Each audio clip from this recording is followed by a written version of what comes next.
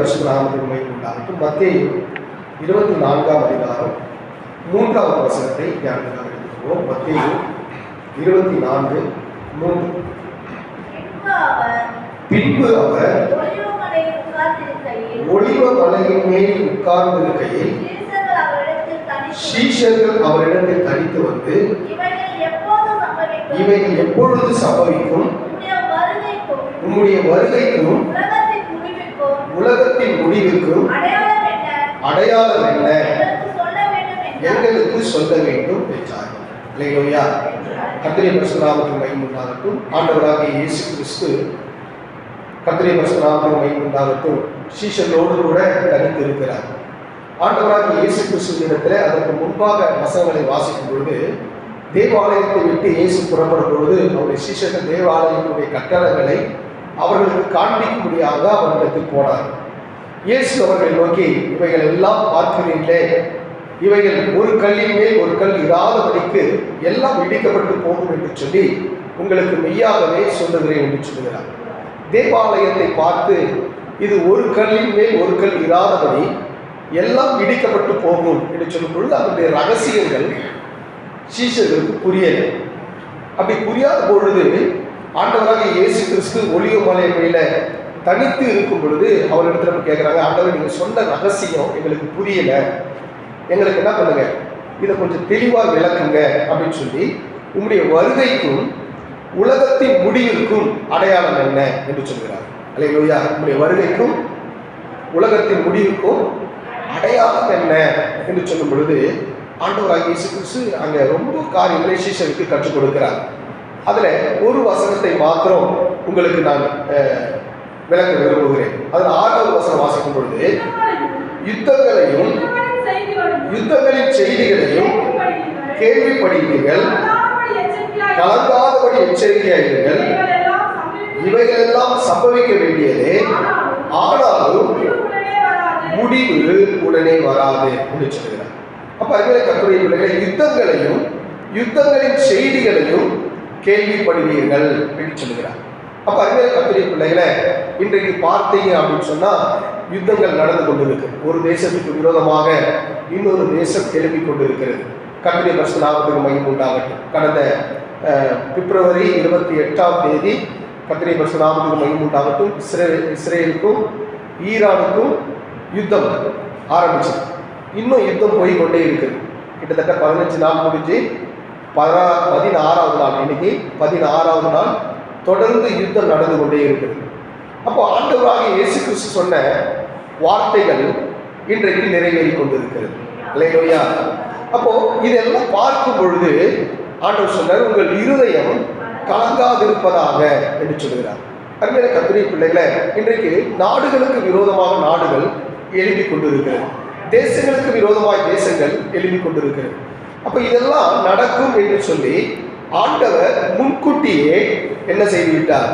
பரிசுத்த வேதாகமத்திலே தீர்க்கதரிசிகளின் மூலமாக தீர்க்க தரிசனமாக ஆண்டவராகிய இயேசு கிறிஸ்து சொல்லி இருக்கிறார். கர்த்தருடைய பரிசுத்த நாமத்துக்கு மகிமை உண்டாகட்டும். அருமையான கர்த்தருடைய பிள்ளைகளை, அப்போ இன்றைக்கு யுத்தங்கள் நடந்து கொண்டிருக்கிறது. கர்த்தருடைய பரிசுத்த நாமத்துக்கு மகிமை உண்டாகட்டும். இந்த யுத்தங்கள் ஏற்கனவே நடக்கும் என்பதை ஆண்டவராகிய இயேசு கிறிஸ்து சொல்லி இருக்கிறார்.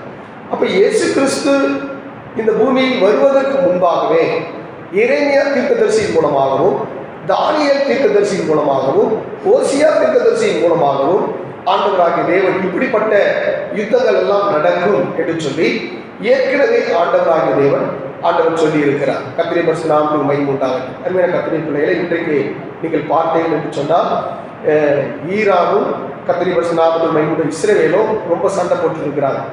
ஆனால் முற்காலங்களில் பார்க்கும் பொழுது கர்த்தருடைய பரிசுத்த நாமத்துக்கு மகிமை உண்டாகட்டும், அவங்க சண்டை போடலை. ஈரான்ல இருந்துதான் தேவனுடைய ஆலயம் கட்டுவதற்கு கர்த்தருடைய பரிசுத்த நாமத்துக்கு மகிமை உண்டாகட்டும் எருசலேமுக்கு பொருட்கள் போடும். கர்த்தருடைய பரிசுத்த நாமத்துக்கு மகிமை உண்டாகட்டும். முதல்ல தேவனுடைய ஆலயம் கட்டப்பட்டது.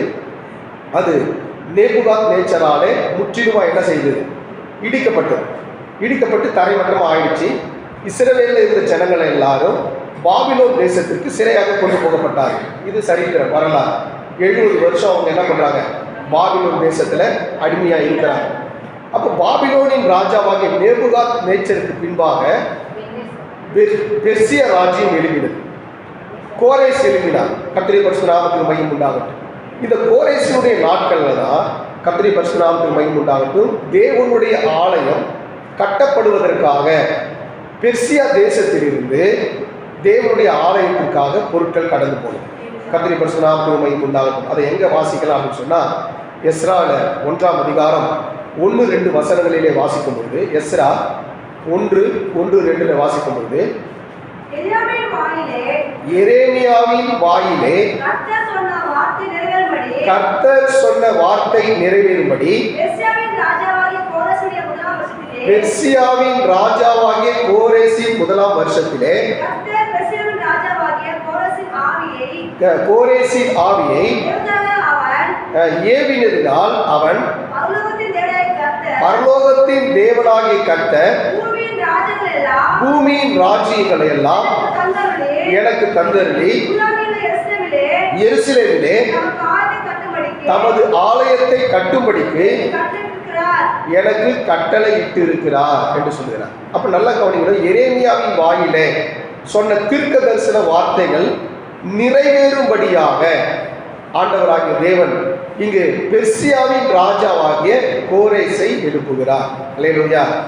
இந்த பெர்சியாவுக்கும் ஈரானுக்கும் என்ன கனெக்ஷன் அப்படின்னு சொன்னீங்கன்னா, கர்த்தருடைய பரிசுத்த நாமத்துக்கு மகிமை உண்டாகட்டும். இந்த பெர்சியா என்கின்ற தேசம்தான் இப்பொழுது ஈரான் என்று பெயர் மாற்றப்பட்டிருக்கு. கர்த்தருடைய பரிசுத்த நாமத்துக்கு மகிமை உண்டாகட்டும். அதாவது அங்கே இருக்கிற ஜனங்கள் எல்லாம் எங்களுடைய தேசத்துக்கு ஈரான் சொல்லி பேர் வைங்க அப்படின்னு சொல்லி பல 1000 வருஷங்களாக அவர்கள் மன்றாடிட்டு இருந்தாங்க. அது எப்போ நிறைவேறிச்சு அப்படின்னு சொன்னால் 1935 வருஷம் ரேஷோ அப்படிங்கிற மன்னர் ஆட்சி காலத்தின் கீழே தான் அதிகாரப்பூர்வமாக ஈரான் என்று பெயர் மாற்றப்பட்டது. கர்த்தருடைய பரிசுத்த நாமத்துக்கு மகிமை உண்டாகட்டும். 1935 வருஷம். இது சரித்திரம். நீங்கள் வேதத்தில் நீங்கள் கூகுளில் போயிட்டு நீங்கள் ரிசர்ச் பண்ணிங்கன்னா 1935 வருஷம்தான் இந்த பெர்சியாங்கிற தேசத்துக்கு ஈரான் அப்படிங்கிற பேரை வச்சாங்க. அப்போ நல்லா கவனிக்கணும். இந்த ஈரான்ல இருந்து தான் தேவனுடைய ஆலயம் கட்டுவதற்கே ஈரான்ல இருந்து தான் பொருட்கள் போச்சு. கர்த்தருடைய பரிசுத்த நாமத்துக்கு மகிமை உண்டாகட்டும். ரெண்டும் நல்ல நட்புறவு நாடாக தான் இருந்தது. ஆனால் இது எப்பொழுது இந்த நட்புறவு முறிஞ்சது அப்படின்னு சொல்லி பார்த்தீங்கன்னு சொன்னால், கர்த்தருடைய பரிசுத்த நாமத்துக்கு மகிமை உண்டாகட்டும், நம்ம சரித்திரத்தில் பார்க்கும்பொழுது 1979 வருஷம் இஸ்லாம் ரெவலேஷன் என்கின்ற இஸ்லாமிய குடியரசு நிறுவப்பட்டது. அதில் கர்த்தருடைய பரிசுத்த நாமத்துக்கு மகிமை உண்டாகட்டும். அந்த காலகட்டத்தில் தான் முற்றிலுமாக தேவனுடைய பிள்ளைகளுக்கு விரோதமாக அந்த இஸ்லாம் ரிவிலேஷன் என்ன செய்தது அப்படின்னு சொன்னால், முற்றிலுமாக இஸ்ரவேலுக்கு எதிராக முற்றிலுமாய் திரும்ப ஆரம்பிச்சு. நல்லா கவனிக்கணும். ஆண்டவருடைய பிள்ளைகளுக்கு எப்பொழுதும் நம்ம சப்போர்ட் பண்ணும் பொழுது தேசம் ஆசீர்வாதமாக மாறும். அப்போ எப்பொழுது அவர்களுக்கு விரோதமாக போகுதோ அப்பொழுது கர்த்தருடைய பரிசுத்த நாமத்துக்கு மகிமை உண்டாகட்டும், தேசத்தில் குழப்பங்களும் பிரச்சனைகளும் வரும். அல்லேலூயா. கர்த்தருடைய பரிசுத்த நாமத்துக்கு மகிமை உண்டாகட்டும். ஆண்டவர் எரேமியாவின் வாயிலே சொன்ன தீர்க்க தரிசனம் நிறைவேறும்படியாக இப்பொழுது யுத்தம் நடந்து கொண்டிருக்கிறது. கர்த்தருடைய பரிசுத்த நாமத்துக்கு மகிமை உண்டாகட்டும். எரேமியா 49ஆம் அதிகாரம் 35வது வசனத்தில் வாசிக்கும் பொழுது, எரேமியா 49:35 கர்த்தருடைய பரிசுத்த நாமத்துக்கு மகிமை உண்டாகட்டும். சேனைகளின் கர்த்தர் சொல்லுகிறது என்னவென்றால், இதோ நான் ஏலேமின் வில்லை அவருடைய பிரதான வல்லமைகளையும் முறித்து போட்டு என்று சொல்லுகிறார். அப்ப அருமையான கர்த்தருடைய பிள்ளைகளை, ஏலாமின் வில்லை நான் முறித்து போடுவேன், அவருடைய வல்லமைகளை நான் முறித்து போடுவேன் என்று சொல்லுகிறார். இந்த ஏலாம்ன்றது என்ன அப்படின்னா, பெர்சிய தேசத்தில் இருந்த ஒரு பகுதி. இப்போ இருக்கிற ஈரானில் இருக்கிற ஒரு பகுதி தான் ஏலாம். இப்போ அதுக்கு பேர் என்னன்னா ஹீலாம்னு வச்சிருக்கிறாங்க. ஹீலாம், ஏலாம் அப்படின்னு இருக்குது பைபிளில். இப்போ ப்ரெசண்ட் ஈரானில் இருக்கிற ஒரு பகுதியுடைய பேர் என்னன்னா ஈலாம் என்று இருக்கு. அந்த ஈலான்ல தான் கர்த்தருடைய பரிசுத்த நாமத்துக்கு மகிமை உண்டாகட்டும் இந்த ஈரானுடைய தளவாடங்கள், அதாவது இராணுவ தளவாடங்கள் அங்கே தான் அமைக்கப்பட்டிருக்கு. இந்த பிப்ரவரி 28ஆம் தேதி இஸ்ரேல் தேசமும் அமெரிக்க தேசமும் சேர்ந்துதான் அந்த ஈரானில் இருக்கிற அந்த தளவாடங்களை அழிச்சது. கத்திரி பரசுராமத்துக்கு மகிமை உண்டாகும். நீரக்ளோன் பாம்பு கொண்டு அதை என்ன பண்ணாங்க, அந்த தளவாடங்களை அழிச்சாங்க. அப்போ அருமையான கத்திரி பிள்ளைகளை, கத்திரி பரசுராமத்துக்கு மகிமை உண்டாகட்டும். இந்த ஏலாமில் இருக்கிற வில்லை நான் முறித்து போடுவேன் என்று சொன்னார் ஆண்டவர். அப்போ வில் என்று சொன்னால் என்ன, ஒரு இடத்திலிருந்து இன்னொரு இடத்திற்கு என்ன செய்வாங்க, எதிரியை தாக்குவதற்கு பயன்படுத்துவது தான் அந்த நாட்களில் பயன்படுத்தப்பட்டதான வில். அப்போ அந்த காலத்தில் இருக்கிற வில்லும் இந்த காலத்தில் இருக்கிற ராக்கெட், இன்னும் நியூக்ளியர் பாம், இதெல்லாம் எப்படின்னு சொன்னால் கத்திரி பரசுராமத்துக்கு மகிமை உண்டாகட்டும். இப்போ இருக்கிற வில் அதுதான். இந்த காலத்துடைய வில் எதுங்க, அந்த காலத்தில் போர் வீரர்கள் எதை பயன்படுத்தினா வில்லை பயன்படுத்துகிறாங்க. ஒரு இடத்துல இருந்து இன்னொரு இடத்தை தாக்குவதற்கு வில்லை அனுப்பி என்ன பண்ணாங்க, அந்த இடத்துல இருக்கிறவங்க அழிச்சாங்க. கத்திரி பரசுராமத்துக்கு மகிமை உண்டாகட்டும். இப்போ இந்த ஈரான்ல ஈலாப்ங்கிற இடத்துல தான் இந்த இராணுவ தளங்கள் இருந்தது. அங்கே தான் அந்த பாம் எல்லாத்தையும் உருவாக்குனாங்க. எப்படியாவது எல்லா நாடுகளுக்கும் போனது. ஆனால் முன்கூட்டியே என்ன பண்ணுச்சு, இஸ்ரேலும் அமெரிக்காவும் அவங்க உற்பத்தி பண்ண இதுவை தான் முதல்ல என்ன பண்ணாங்க, அழிச்சாங்க. இன்ற ப்ரெசன்ட் 16ஆவது நாள் இன்னைக்கு ஆகுது. இதுவரையும் 400க்கும் மேற்பட்ட இடங்களை இஸ்ரேல் தேசமும் அமெரிக்க தேசமும் சேர்த்து அழிச்சு. இப்போ அவங்க என்ன பண்ணிட்டாங்க அப்படின்னு சொன்னால், அதற்கு பதிலாக இப்போ என்ன செஞ்சிட்டாங்க அப்படின்னு சொன்னால், அவங்க இடத்துல இருந்தால் கடல் வழியாக எல்லா நாடுகளுக்கும் நமக்கு பெட்ரோல் மற்ற கேஸு இதெல்லாம் வருது. இப்போ அவங்க என்ன பண்ணிட்டாங்கன்னா லாக் பண்ணி வச்சுக்கிறாங்க. இப்போ என்ன பண்ணிட்டாங்க, அதை லாக் பண்ணி வச்சுட்டாங்க. இப்போ லாக் பண்ணதுனால உலக நாடுகள் முழுவதும் ஸ்தம்பித்து நிற்கிறது. அல்லேலூயா. உலக நாடுகள் முழுவதும் ஸ்தம்பித்து நிற்கிறது. இது எப்போ முடியும் அப்படின்னு சொல்லி தெரியலையே அப்படின்னு சொன்னாங்க. அல்லேலூயா. உங்களுக்கு தெரியுமா எப்போ முடியும் இந்த யுத்தம்? ஆமே, இந்த யுத்தம் எப்போ முடிய போகுது? கத்திரி பரசுராமத்துக்கு மகிமை உண்டாகும். தானியேல் தீர்க்கதரிசன புஸ்தகம் 10ஆம் அதிகாரம் 13வது வசனத்தை வாசிக்கும். தானியேல் 10:13. பெர்சியாவின் ராஜாவாகிய அதிபதி 21 நாள் மட்டும் என்னோடு எதிர்த்து நின்று, ஆனாலும் பிரதான அதிபதிகளின் ஒருவனாகிய மீகாவேல் எனக்கு உதவியாக வந்தான்.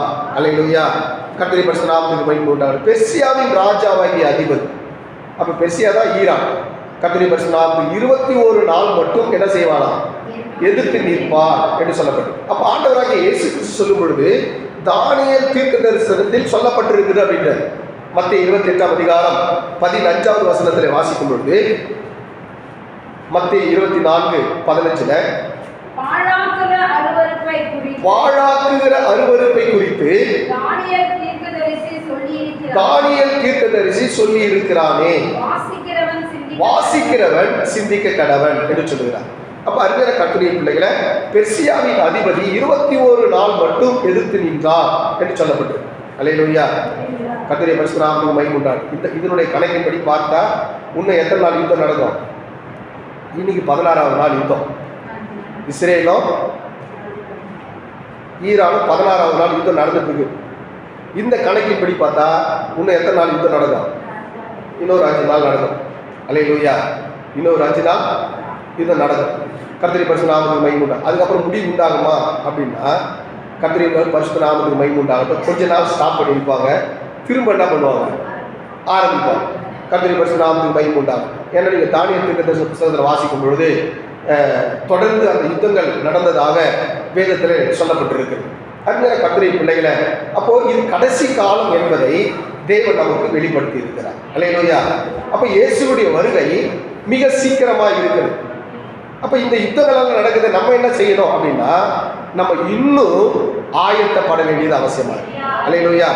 எசேக்கியேல் 38ஆம் அதிகாரத்திலையும் 39ஆம் அதிகாரத்திலையும் இதை குறித்து இன்னும் தெளிவாக ஆண்டவராகிய தேவன் சொல்லி இருக்கிறார். அல்லேலூயா. அப்ப இப்படிப்பட்ட யுத்தங்கள் எல்லாம் நடக்கும் பொழுது நீங்கள் என்ன செய்ய வேண்டும்? ஆயத்தமாக வேண்டும் என்று சொல்லி கர்த்தர் விரும்புகிறார். எசேக்கியேல் 38ஆம் அதிகாரம் 7வது வசனத்தை வாசிக்கும் பொழுது, நீ ஆயத்தப்படு, உன்னோடு கூடின உன் எல்லா கூட்டத்தையும் ஆயத்தப்படுத்து, நீ அவர்களுக்கு காவலனாயிரு. அல்லேலூயா. அப்ப அருமையான கர்த்தருடைய பிள்ளைகளே, பல இடங்களிலே யுத்தங்கள் நடந்து கொண்டுதான் இருக்கிறது. ஆனா இதெல்லாம் சம்பவங்கள் நடக்கும் பொழுது நீ என்ன செய்ய வேண்டும்? ஆயத்தப்பட வேண்டும் என்று ஆண்டவர் விரும்புகிறார். அல்லேலூயா.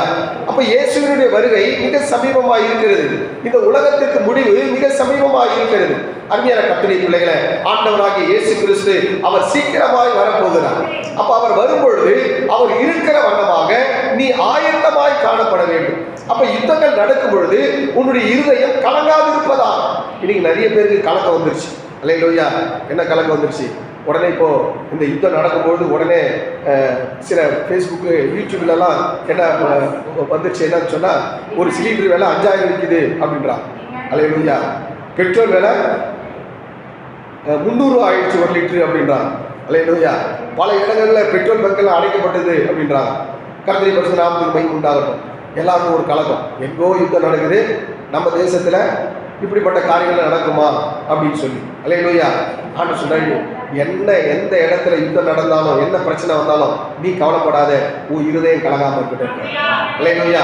யோவான் 14ஆம் அதிகாரம் 1ஆம் வசனத்தில் ஆண்டவர் சொல்றாரு, கர்த்தருடைய பரிசுத்த நாமத்துக்கு மகிமை உண்டாகட்டும், உங்கள் இருதயம் கலங்காதிருப்பதா தேவனிடத்தில் விசுவாசமாயிருங்கள், என்னிடத்தில் விசுவாசமாயிருங்கள். அப்போ ஆண்டவராக இயேசு கிறிஸ்து சொல்றாரு, அப்பா யுத்தங்கள் எல்லாம் நடக்கும், பல இடங்களில் பூமி அதிர்ச்சிகள் உண்டாகும், பல கொள்ளை நோய்கள் உண்டாகும், பஞ்சங்கள் வரும். ஆனா நீ எதை பார்த்து கலங்காத. அல்லேலூயா. எதை பார்த்து நீ கவலைப்படாத, என்னுடைய வருகை மிக சமீபமாகிறது. அல்லேலூயா. அருமையான கர்த்தருடைய பிள்ளைகளே, ஆண்டவராகிய இயேசு கிறிஸ்துடைய வருகை மிக சமீபமாக இருக்கிறது. இயேசு சீக்கிரமாய் அவர் வரப்போகிறார். ஆண்டவர் சொல்றாரு, நீ ஆயத்தப்படும். இன்னும் நீ இந்த நியூஸ் எல்லாம் நீ கேட்கும் பொழுது உனக்குள்ள என்ன தோணணும் அப்படின்னு சொன்னா, இன்னும் நீ ஆயத்தப்படணும். ஆண்டவராகிய இயேசு கிறிஸ்துடைய வருகை மிக சமீபமாக இருக்கிறது. அருமையான கர்த்தருடைய பிள்ளைகளே, ஆண்டவர் சொன்னார், நான் போய் உங்களுக்காக ஒரு ஸ்தலத்தை ஆயத்தம் பண்ணுகிறேன், நான் இருக்கும் இடத்தில் நீங்களும் இருக்கும்படி நான் வந்து உங்களை என்னிடத்தில் சேர்த்துக் கொள்கிறேன் என்று சொன்னார். அல்லேலூயா. உடனே சீஷன் கேட்கிற, ஆண்டவரே நீங்க எங்க போறீங்க? நீங்க போகிற வழி எங்களுக்கு தெரியாதே அப்படின்னு. ஒன்னாண்டு சார், நானே வழியும் சத்தியமும் ஜீவனுமாய் இருக்கிறேன், என்னை இல்லாமல் ஒருவரும் பிதாவின் இடத்தில் வரா. அப்ப எல்லாரையும் பரலோகத்துக்கு கொண்டு போவதுக்கு இயேசு அவர் திரும்ப வரப்போகிறார். இதெல்லாம் எதற்கு அடையாளம் சொன்னா, இயேசுடைய வருகைக்கு அடையாளம். அல்லேலூயா. அருமையான கர்த்தருடைய பிள்ளைகளை, ஒருவேளை ஞானஸ்தானம் எடுக்காத பிள்ளைகளுக்காக கூட சில நேரத்தில் கர்த்தர் வெயிட் பண்ணலாம். அல்லேலூயா. அதனால உங்க எண்ணிக்கை பூரணமாகிறதுக்காக சில நேரத்தில் கர்த்தர் வெயிட் பண்ணலாம். ஞானஸ்தானம் எடுக்காத பிள்ளைகள் சீக்கிரம் ஞானஸ்தானம் எடுத்து இயேசுவோடு கூட ஐக்கியப்படுது. அல்லேலூயா. சிலது ஆண்டவர் ஒரு கணக்கு வச்சிருக்கிறார். அந்த கணக்கு பூர்ணமாகும் போது தான் இயேசு வருவார். அல்லேலூயா. சில நேரத்தில் நம்ம கால தாமதம் பண்றதுனால நம்ம இயேசுடைய வருகை சில நேரத்தில் கால தாமதிக்கும்.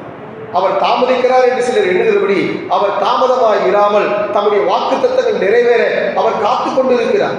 ஒரு பூரணமான பிறகுதான் இயேசு வர போறார். அல்லேலூயா. இதெல்லாம் நடக்கும் பொழுது உங்க இருதயம் கலங்க வேணாம்ப்பா, பயப்பட வேண்டாம், முடிவு உடனே வராது. கர்த்தருடைய பரிசுத்த நாமத்துக்கு மகிமை உண்டாகும். அருமையான கர்த்தருடைய பிள்ளைகளே, ஆண்டவராகிய இயேசு கிறிஸ்து அவர் சீக்கிரமாய் வரப்போகிறார். உன்னை என்னையும் அவர் பரலோகத்திலே சேர்க்கும்படியாக அவர் விரும்புகிறார். அல்லேலூயா. இதெல்லாம் நடந்தாலும் உன் இருதயம் கலங்காதபடிக்கு கர்த்தரை மாத்திரம் நீ நம்பியிரு. கர்த்தர் உனக்கு அற்புதங்களையும் அதிசயங்களையும் செய்ய அவர் வல்லமையுள்ள தேவனாக இருக்கிறார். வேதம் சொல்லுகிறது, அனாதி தேவன் உனக்கு அடைக்கலம், அவருடைய நித்திய புயங்கள் உனக்கு ஆதாரமாக இருக்கிறது. வேதம் சொல்லுகிறது, உபாகமம் 33ஆம் அதிகாரம் 27வது வசனத்திலே வாசிக்கும் பொழுது, கர்த்தருடைய பரிசுத்த நாமத்துக்கு மகிமை உண்டாகட்டும், அனாதி தேவன் உனக்கு அடைக்கலம், அவருடைய நித்திய புயங்கள் உனக்கு ஆதாரம், அவர் உனக்கு முன்னின்று உன் சத்துருக்களை துரத்தி அவர்களை அழித்து போடு என்று கட்டளையிட்டார். அல்லேலூயா. அனாதி தேவன் உனது அடைக்கலம். ஆண்டவர் உனக்கு அடைக்கலமா இருக்கிறார். ஆண்டவர் உனக்கு பலனா இருக்கிறார். அல்லேலூயா. எந்த செய்திகள் வந்தாலும் நீ பார்த்து கலங்காத.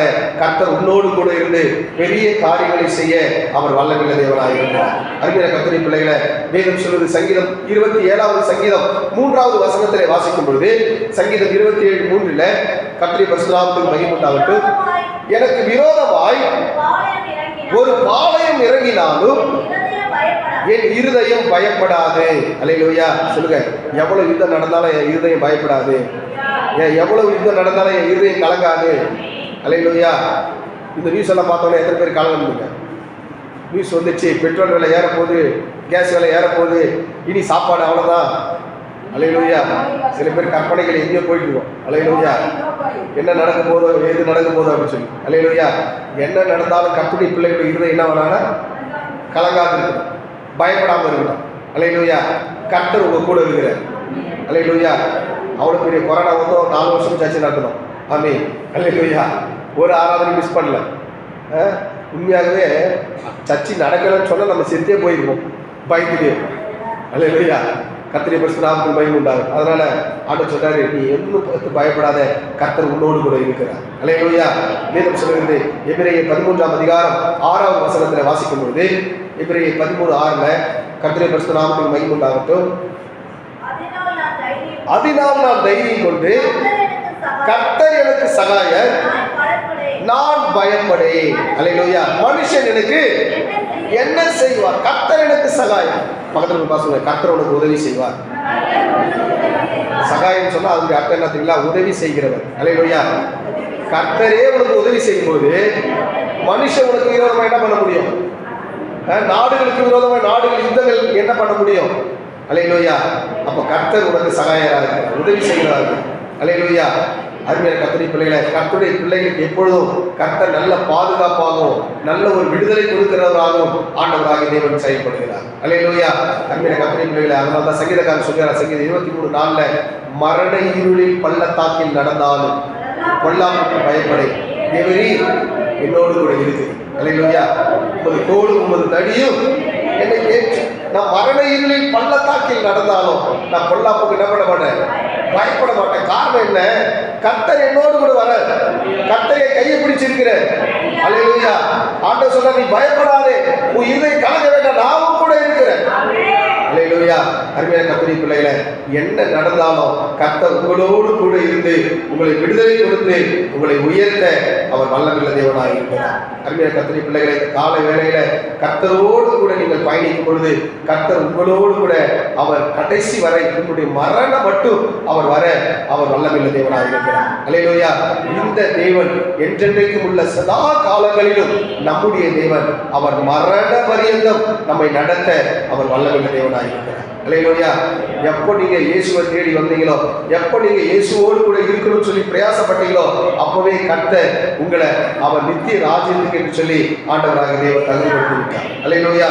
கர்த்தருடைய பிள்ளைகளை, ஆண்டவராக இயேசு கிறிஸ்துவின் வருகை மிக சமீபமாக இருக்கிறது. இந்த மத்தேயு 24ஆம் அதிகாரத்துல ஆண்டவராக இயேசு கிறிஸ்துவின் வருகை குறித்து சொல்ற கடைசி அந்த வசனத்தை நான் சொல்லி வாசி முடிக்கிறேன். மத்தேயு 24ஆம் அதிகாரம் 30-31 வசனங்களில் வாசிக்கும் பொழுது, அப்பொழுது மனுஷகுமாரனுடைய அடையாளம் வானத்தில் காணப்படும். அப்பொழுது மனுஷகுமாரன் வல்லமையோடு மிகுந்த மகிமையோடு வானத்தின் மேகத்தின் மேல் வருகிறதை பூமியில் உள்ள சகல கோத்திரத்தாரும் கண்டு புலம்புவார்கள். வலுவாய் தொனிக்கும் எக்கால சத்தத்தோடு அவர் தமது தூதர்களை அனுப்புவார். அவர்கள் அவரால் தெரிந்து கொள்ளப்பட்டவர்களை வானத்தின் ஒரு முனை முதல் கொண்டு மறுமுனை மட்டும் 4 திசைகளில் இருந்து கூட்டி சேர்ப்பார். அல்லேலூயா. என்னை ஆண்டவர் கூட்டி சேர்க்க போகிறார். என்னோடு உடன்படிக்கை செய்த பரிசுத்தவான்களை என்னோடு கூட கூட்டுங்கள் என்பார். அப்பொழுது வானத்தின் ஒரு முனை தொண்டு மறுமுனை மட்டும் கர்த்தருடைய பிள்ளைகள் இயேசுவின் இடத்துல கொண்டு போய் சேர்க்கப்பட போகிறார். அல்லேலூயா. அருமையான கர்த்தருடைய பிள்ளைகளை, ஆண்டவருடைய வருகை மிக சமீபமாக இருக்கிறது. அப்போ நம்ம இதெல்லாம் பார்க்கும்போது, உலகத்தில் நடக்கிற இந்த நிகழ்ச்சியெல்லாம் பார்க்கும் பொழுது நம்ம இன்னும் ஆயத்தமாகும். இன்னும் இயேசு வரப்போகிறார், இயேசுவோடு கூட நான் போய் சேரப்போகிறேன்ங்கிற ஒரு வாஞ்சை இன்னும் நமக்குள்ள என்ன ஆகணும், அதிகமாக மாறணும். அருமையான கர்த்தருடைய பிள்ளைகளை, ஆண்டவராக இயேசு கிறிஸ்து அவர் சீக்கிரமாய் வரப்போகிறார். அல்லேலூயா. வானம் மீதில் அவர் வரப்போகிறார். அவரோடு கூட ஆகாயத்தில் நம்ம எல்லாரும் போகும்படியாக இன்னும் நம்ம ஆயத்தப்படுவோம். ஆண்டவரே, இன்னும் என்னை பரிசுத்தப்படுத்துங்க ஆண்டவரே, இன்னும் என்னை நீதிக்குள்ள நடத்துங்க ஆண்டவரே, உமக்கு பிரியமாய் சிரிக்க எனக்கு உதவி செய்ய ஆண்டவரே சொல்லுங்க. கர்த்தர் உங்களை ஆண்டவர் உதவி செய்ய வல்லமையுள்ள தேவனாய் இருக்கிறார். அல்லேலூயா. மணவாள கர்த்தரே